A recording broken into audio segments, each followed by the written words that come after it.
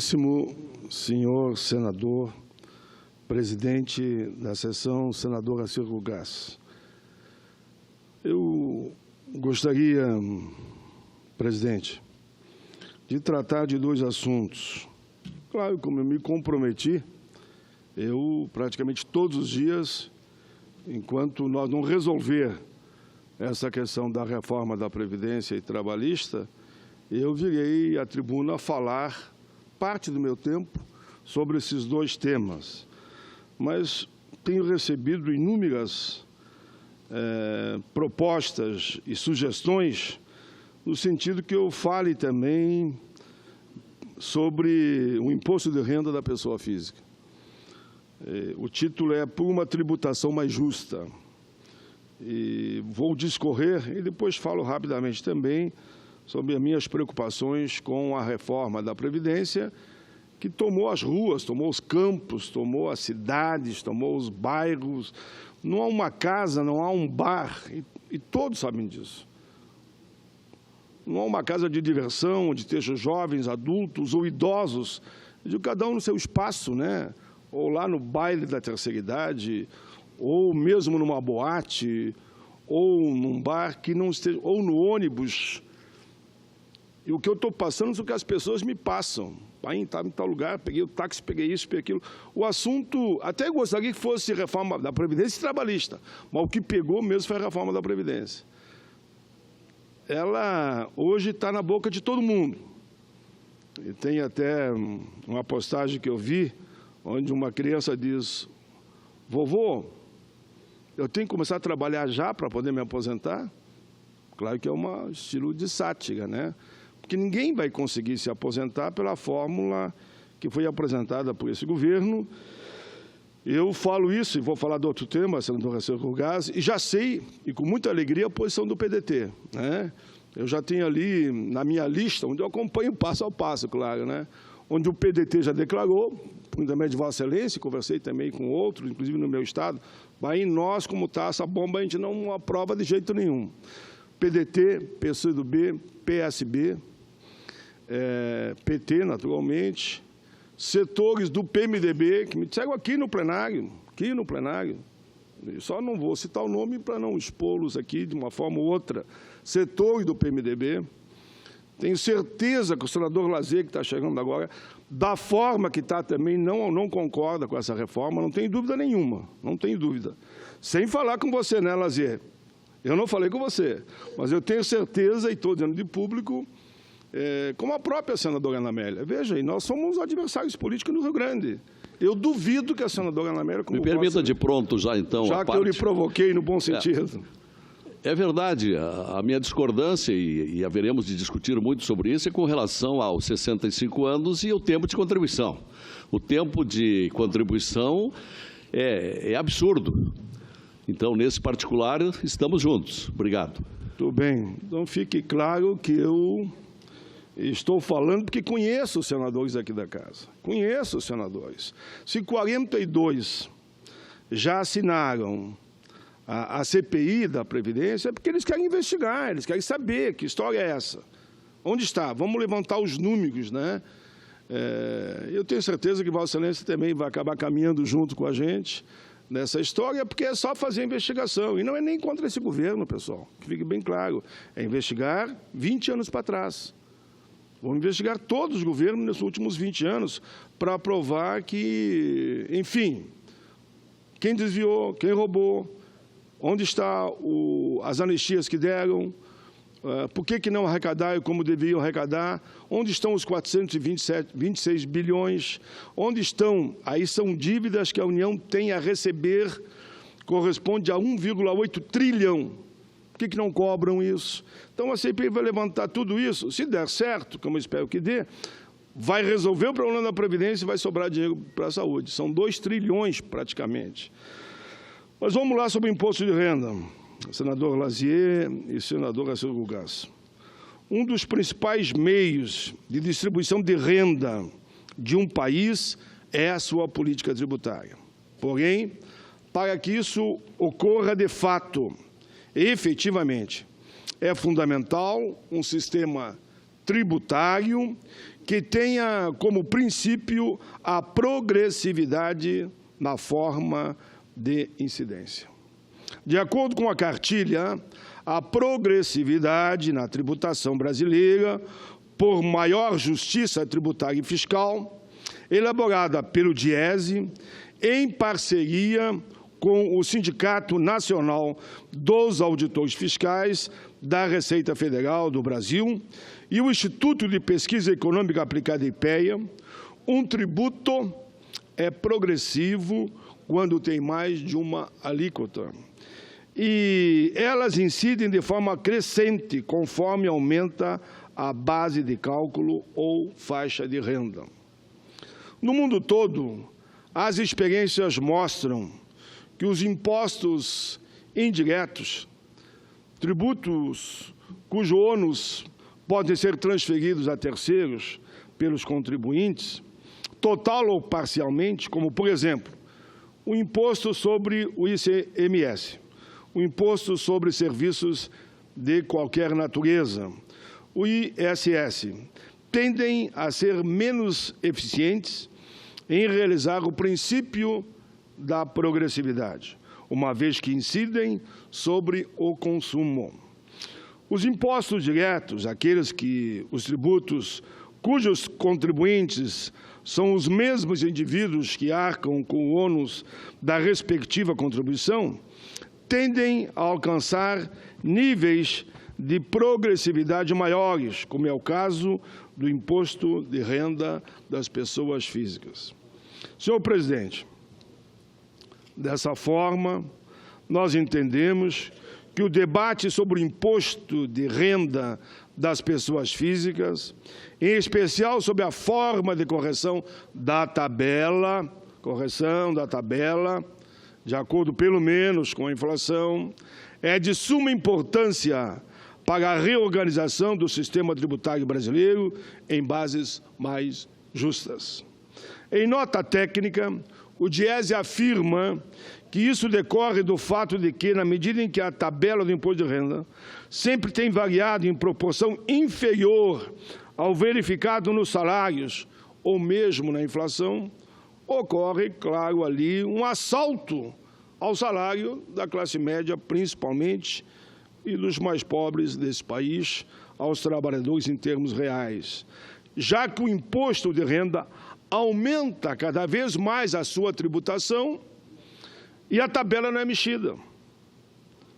Fica aí uma defasagem entre a tabela e o salário do trabalhador. A tabela congelada, então, quando o seu salário é reajustado, nem aumento real, só pela inflação, você passa a pagar mais, porque a tabela não acompanhou com os mesmos índices. A sociedade reivindica a correção anual da tabela, pelo menos pela inflação. E muitas vezes o trabalhador não recebe nem a inflação de reajuste, mas quando recebe, ele entra na outra faixa e paga mais. Como forma de manter a estrutura de contribuição dos assalariados para o fisco e, em seguida, a criação de uma nova estrutura de tributação que contemple novas faixas de rendimento. Enfim, presidente, alguns exemplos. De 1996 a 2016, pelo IPCA e IBGE, a defasagem acumulada da tabela de cálculo do imposto de renda é 83,10%. Ou seja, o trabalhador teve que, devido à inflação, a correção que ele conseguiu, passou para outra faixa e, com isso, houve para esse trabalhador, vamos dizer que ganhou a inflação, um prejuízo em relação, se a tabela fosse atualizada, de 83,10%. Se o período considerado for só de janeiro de 2003, para ficar mais atual, a dezembro de 2016, assim mesmo, o nosso povo perdeu 31,24%. Em dezembro de 2006, as centrais sindicais e confederações e federações formalizaram um acordo com o governo, segundo o qual a tabela do imposto teria uma correção anual de, no mínimo, 4,5%, de 2007 a 2010, para contemplar aí e enfrentar essa defasagem nos salários. Em 2011, de forma unilateral, o governo decidiu manter a correção da tabela do imposto de renda em 4,5%. Já em 2015, foi concedido reajuste diferenciado para as faixas de resumento, resultando um aumento também pífio, senhor presidente. Ainda que a correção da tabela do imposto de renda, pessoa física necessária, não seja suficiente para atender a necessidade dos assalariados, seria acompanhar a inflação, é preciso adotar um modelo que garanta uma estrutura mínima e justa para as pessoas saberem quanto que efetivamente estão pagando e qual é a bandeira principal para perder menos de acordo com a inflação. Claro que o ideal é não ter inflação, mas infelizmente ela existe. A Constituição Cidadã diz que sempre que possível os impostos terão caráter pessoal e serão graduados segundo a capacidade econômica do contribuinte, ou seja, os mais ricos, os poderosos, pagam mais. E a classe média para baixo, no espírito da progressividade, vai pagar menos. Além, senhor presidente, o princípio da capacidade contributiva estabelece a isonomia entre os diferentes rendimentos, tratando diferentemente desiguais. Portanto, além da correção da tabela, esse princípio também deve estar representado em uma estrutura de alíquotas mais adequada. O histórico do número de faixas de rendas tributável demonstra que no período de 76 a 78, o Brasil tinha 16 faixas, garantindo maior progressividade e maior justiça tributária. Senhor presidente, no período mais recente, de 83 a 85, a tabela estava composta de 13 faixas. A partir da década de 90, o número de faixas caiu para apenas 3, ou seja, nós estávamos com, como eu dizia aqui antes, 16 faixas, fomos para 13 faixas e, repito, a partir de 90, o número de faixas caiu para apenas 3, com exceção de 94 a 95, quando existiam ali 4 faixas. Somente em 2009, a tabela apresentou nova mudança, aí foi para 5 faixas. Quanto menos faixa, pessoal, mais o povo trabalhador paga, porque aí não existe a progressividade que se desenvolveria de acordo com a capacidade de cada um. Somente em 2009, repito, a tabela apresentou nova mudança, aí fomos para 5 faixas. Tais mudanças significam uma grande justiça tributária, porque, além de reduzir o número de faixas, reduziu a alíquota máxima de 60% para 27,5%, que incidia sobre aquele que possuía maior capacidade contributiva, ou seja, aqueles 5% poderosos do país. Que quem é rico, rico mesmo, pessoal. Ninguém está aqui falando que quem tem seu sítiozinho, a sua fazendazinha, que tem um investimento ali. Estou falando dos bilionários. Os bilionários são 5%. Esses que tinham que ser tributados. Sobre herança, sobre fortuna, uma alíquota maior no espírito aqui da progressividade. A tabela do imposto de renda pessoal física, ano calendário de 2015, é composta de 5 faixas de renda tributável. A renda superior a R$ 4.664.068 mensais é tributada de R$ 4.000, acima de 5 mil, digamos, é tributada na alíquota de 27,5. Rendas muito elevadas são tributadas nessa mesma alíquota. É isso que nós estamos vendo, que quem ganha 5 mil, 4.664, é tributado em 25. Mas quem ganha 10 milhões por mês também é o mesmo 27,5. Ou seja, rendas muito elevadas são tributadas na mesma alíquota, mesmo que superem, estou lendo aqui na íntegra, o resto eu comento, dezenas e dezenas de milhares de reais. Então, quem ganha 10 milhões por mês, paga a mesma coisa que um que ganha 4.664,68 mensais. que eu diria que é a média do salário nessa casa. Assim, a média, né? Claro que tem salários que ganham o teto, que é mais que 30, mas tem salário que é R$2.000. Rendas muito elevadas são tributadas nessa mesma alíquota, mesmo que supere muito o valor dessa faixa. Assim, há espaço para mais faixas, para as rendas mais altas. Isso também poderia compensar a perda da arrecadação do imposto causado por uma correção da tabela do imposto de renda em tese. Enfim, o DIES, o Sindicato Nacional dos Auditores Fiscais. É bom, pessoal, que toda vez que eu venho à tribuna com números, eu não crio, eu não invento, eu não sou especialista. Normalmente são auditores, são procuradores da Receita, da Fazenda, os homens que trabalham com números e dados e nos mandam documentos. A gente pode comentar isso na tribuna? Claro que posso. Eu sou fiel exatamente a tudo que eles me mandaram aqui. No caso aqui, o DIES, o Sindicato Nacional dos Auditores Fiscais da Receita Federal, e o IPEA, Instituto de Pesquisa Econômica do IPEA, sugerem a inclusão de, no mínimo, mais 2 faixas para os salários altíssimos. No mínimo, essa é a proposta deles. Senhor presidente, como eu havia dito, e esse aqui eu não vou precisar naturalmente, que não é tão técnico, é muito mais político, né? É um documento onde eu faço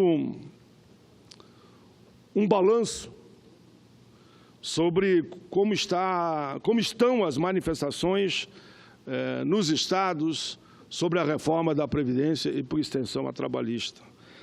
Senador Lazier, no caso aqui, eu já estou do Rio Grande do Sul, são em torno de 100 cidades que já mandaram manifesto. É importante, e eu quero ser fiel à verdade, e os manifestos vêm do interior para a capital, principalmente as pequenas cidades. Veja, eu poderia dizer, não, mas nos grandes colégios eleitorais. A questão aqui não é eleitoral, não é ideológica, não é partidária, não é coisa nenhuma. É a defesa do povo brasileiro. Então, os pequenos estão sentindo que essa reforma vai acabar com a vida deles. Então, dessas, o Rio Grande do Sul é 497 cidades. Eu recebi, então, de 130 moções de repúdio à reforma da Previdência. Mas elas vêm vindo do interior para a capital, claro, que veio de Pelotas, veio de Santa Maria, já vem de Caxias, vai vindo de Erechim, mas vai vir também lá de Capão do Leão, vai vindo das pequenas cidades que nem todas eu consegui ter acesso. É uma demonstração, sem dúvida, senhor presidente. Por exemplo, aqui, ó, só lendo algumas que deram como exemplo: Antônio Prado, Boa Vista do INCRA, Campos Borges, Capão Bonito do Sul, Pejuçara, Campos Belo do Sul. O senador Lazier conhece toda essa cidade: Cerro Largo, Condor, Coronel Pilar, Coxilha, Estrada Velha, Erval Seco, Nova Palma, Nova Petrópolis, Nova Ramada, Nova Roma, Paulo Bento, Planalto Pinheiro, Planalto, Pinheiro Machado, Porto do Mauá, Porto Xavier, Redentora, Santo Augusto, Santo Antônio das Missões, Santa Cruz do Sul, São Francisco de Paula, São Pedro do Sul, Sinambu. Não dá para ler todas, senhor presidente, porque não teremos tempo. Sede Nova, Taquara, Torres, Canoas, Toropi, Uruguaiana, Venâncio Aires, Nova Heights, Nova Petrópolis e por aí vai. Barros Cassal, Marcelino Ramos, Nova Ramada, Sagrada Família, Salvador, enfim. E temos também moção de repúdio, não só das... É importante que essas câmaras que eu li aqui, senhor presidente, todos os partidos assinam, todos. Eles não têm essa divisão que a gente tem aqui no Congresso, oposição e situação. Inclusive os prefeitos assinam. E quando não recebo de prefeituras, eu recebo da sociedade. A sociedade cria uma frente no município, aprova essa moção e me remete. Por exemplo, OAB fará uma marcha sobre Brasília agora no dia 14, liderado pela OAB, contra a reforma da Previdência. A marcha é essa. OAB, Simprofaz, Sindmed, COBAP, Sindicato de Trabalhadores de Fiocruz, Fonacat, Sindicato Nacional, Sindicato de Trabalhadores Rurais, Sindicato de Trabalhadores Rurais de todo o país. A mobilização maior, eu diria, sem sombra de dúvida, é dos trabalhadores rurais. Enfim, aqui são alguns documentos, senhores e senhores. Espírito Santo também está chegando aqui, está escrito aqui, mas não vou ler tudo naturalmente. Tem aqui moções também de repúdio, e eles escreveram alguns argumentos. Aqui diz, por exemplo, em dezembro de 2016, a Presidente da República encaminhou para o Congresso Nacional essa PEC, alegando existência de déficit. Daí eles provam, por A mais B, que não existe déficit coisa nenhuma. Existe a falta de boa gestão, de fiscalização, pagar de anistia para os grandes devedores, existe de mais fiscalização, cobrar, deixar de abrir mão da contribuição do empregador, que é 20% sobre a folha, voltar à fórmula original que nós colocamos na Constituinte, eu fui constituinte, tributação sobre lucro, faturamento, CONFINS, CPMF, o que mais? Jogos lotéricos e a contribuição de empregado e empregador. Aqui os rurais fazem toda uma argumentação muito sólida, demonstrando que é inadmissível essa proposta apresentada pelo governo. E quero agradecer aos metalúrgicos de São Paulo, que estão pedindo muito que eu vá a São Paulo, que eles querem, na porta de fábrica, mostrar essa situação do debate aqui. Abaixo assinado para a instalação da CPI. Que número de assinatura nós temos? Temos 42 e precisa somente 27. E ainda alguns senadores painhas. Semana que vem, a gente tem tempo ainda, a gente vai aí, vamos olhar com carinho, a tendência é assinar.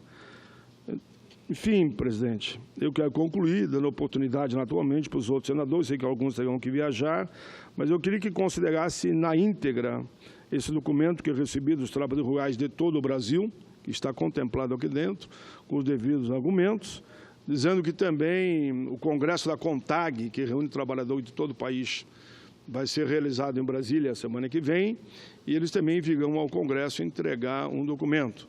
E, naturalmente, o papel da OAB acho que é importantíssimo nesse momento, como de todas as centrais, confederações, de todas as entidades de trabalhadores da área pública e da área privada. Isso, eu repito, senhor presidente, eu fiquei feliz que, quando se olharem a lista de quem assinou, você vê senadores das mais variadas matrizes, né? O senador Randolfo, que tem uma matriz muito bem marcada ao longo da sua história. O senador Caiado também, o senador Lazier também, a senadora Ana Amélia, eu, enfim, são senadores que mostram que a questão aqui não é uma disputa de beleza entre um e outro. É uma CPI do bem. Ela só quer fazer o bem, ela quer só investigar como é que a gente resolve essa questão das contas da Previdência para que sobre mais dinheiro para a Previdência e para a saúde, aumentando o superávit. Por isso, eu ainda faço um apelo, me permita no último minuto, senhor presidente, só esse apelo no último minuto.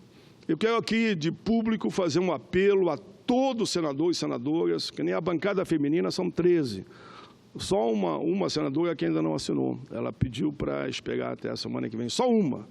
Mostra que as mulheres estão corajosas, né? Querem fazer o debate. Não, vamos fazer o debate e vamos fazer parte dessa comissão também. Então, eu quero aqui primeiro elogiar todas as mulheres aqui do Senado, pela forma tranquila e firme como apoiaram a CPI. Segundo, senhor presidente, eu quero, porque algum senador me disse o seguinte: Paim, você não veio falar comigo. Vem falar comigo, vamos conversar para ver se ajustamos isso. Então, eu quero fazer um apelo a todos os senadores, aos 81 senadores, para que assinem a CPI. Né? Fica o pedido aqui, então, a cada um.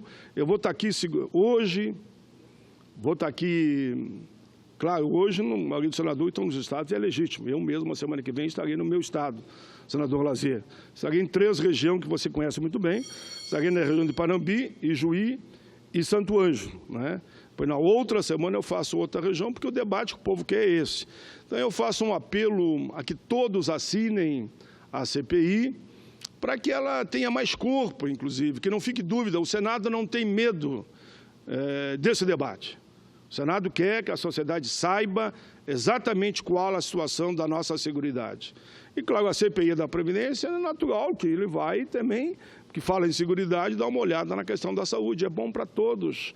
Tem um brasileiro, nesse momento, que seja contente com a saúde. Não tem um brasileiro que seja assustadíssimo com essa reforma da Previdência, e nós vamos fazer o que a gente chama, vamos trazer à luz os fatos e a verdade. E como me disse um cidadão, e vou terminar antes desse 1 minuto, nós não somos idiotas, nós sabemos o que tem por trás desta reforma da Previdência que vai entregar para o sistema financeiro. Pessoal, em todos os países, olha o que eu estou fazendo aqui, por amor de Deus. Estou aqui, quiserem eu me ajoelho aqui para vocês entenderem e não vou estar correndo essa reforma. Todos os países do mundo que entregaram para o sistema financeiro fundo de pensões privados, não deu certo. Porque é investimento de risco, é privado, é investimento de risco. Tu vai depositar teu dinheiro todo mês lá. Bom, se depois de 15, 20 anos eles olha, quebrou, não deu certo. Acabou. Tu não tem nenhuma garantia. Nos Estados Unidos mesmo, tem colegas meus que foram para lá recentemente, eles têm visto homens com idade, e me digam aqui se for mentira, se alguém achar que não é verdade, meio que rastejando nas ruas. E a resposta é essa, que o sindicato diz, não, ele apostou no fundo de pensão privado e deu no que deu. Não dá para apostar em fundo de pensão privado. Obrigado, presidente. Considere na íntegra os meus 2 pronunciamentos.